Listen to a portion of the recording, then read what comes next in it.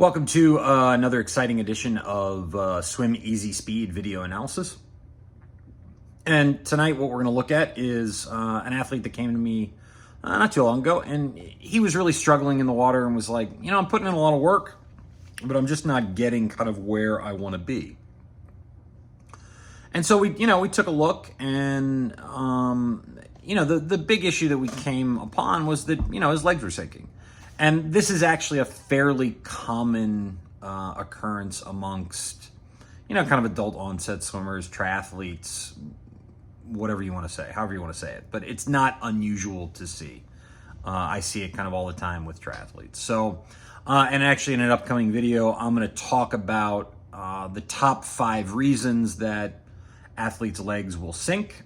And then I'm going to do another video, a subsequent video on top 5 kind of ways to fix those things. And it's going to be, there's a fairly wide range of not only reasons why legs sink, but then how to fix it. And sometimes they're easy fixes, and sometimes they're not so easy fixes. But, we can try to kind of just go through them, and maybe it'll help somebody. So here is Terry, and the first thing you can see is, we'll pause the video right there.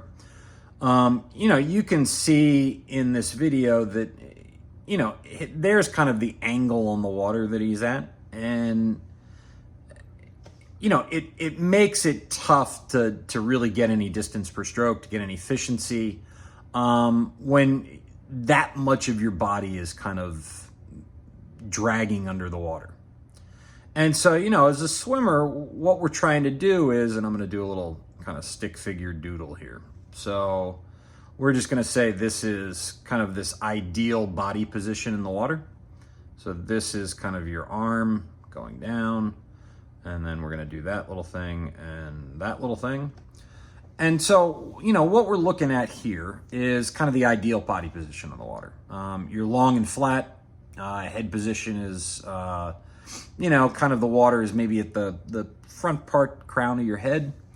So you're looking down at the bottom of the pool, and, your chin might be up just a little bit, just a tiny little bit.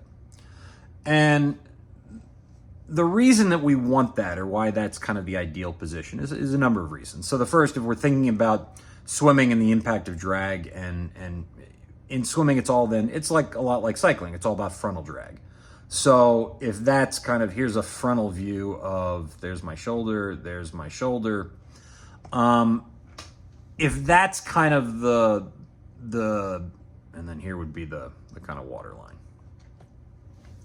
So if that's the frontal kind of view of a swimmer, that would be the ideal, where, you're just really kind of the shoulders and then the head that are creating the drag in the water, where it's all coming from. And then the rest of your body's kind of tucked up behind you, where, you're long and flat, you've got a lot of surface area in the water, and therefore you can get more distance per stroke.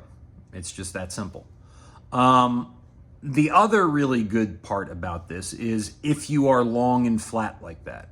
So if you're thinking about kind of getting all of these big muscles to work together to generate that propulsion. So if it's 90 degrees straight down from your shoulder, so it's a little bit in front of that, a little bit behind it. So think from your nose to your belly button is where the big part of the pull is. And that's where, the trap, deltoid, pec, lat, lateral obliques, all the core muscles, hips, everything can kind of work together at the same time to generate that propulsion. And that's what we're looking to do with the minimal amount of drag. It's not an easy position to get into. It's not an easy position to hold. And this is kind of where that intersection of technique and fitness exists. So if you go to kind of, and I'll do a little doodle of him from the side. So here would be his head. Kind of here's his body angle in the water. And then we'll do this as the water line. So kind of there's the water line. So then all of this right here is drag that he's having to pull against, okay? If we then look at his arm, So then 90 degrees is still kind of 90 degrees. And what it does is it moves the stroke more out in front. So then where you're isolating at the top part of the shoulder, the deltoid, maybe kind of the forearm. And by the time you start getting back in the back of the stroke, or in the mid part of the stroke, you're already starting to become out of position to really lever the water. And it actually creates some other issues around that's going to further that body position in the water, but that's kind of in the top 5 reasons of why your legs sink. So it's a lot of things that are all wrapped up together as to why you get into this body position. So the big thing then is, identifying the whys. And so that's what we kind of went about trying to do. And so if we kind of go forward, we'll get more of a side view, underwater side view of his stroke. So here you can really see, how far underwater he really is. So, from effectively there to there, actually even more than that. So it's going to be from, we'll use that. Effectively from, you can kind of see, that little space right there is about the distance from the top of his kind of butt cheeks to the water surface. And that gap right there is, for some athletes, that's as much as 15 to 20 seconds under. And I told him that when we were doing the lesson, and he was like, no way. And I said, yeah, it's about 15 to 20 seconds under, probably for you. So we'll be able to kind of go along a little farther. And I think, yeah, there we go. So okay. So here's kind of where, it's both technique and fitness. All right. So, eventually what we did was we were able to get him to really, really engage his core and think more about the core. And, for him, that meant that one of the things we used was the Aquavolo core link.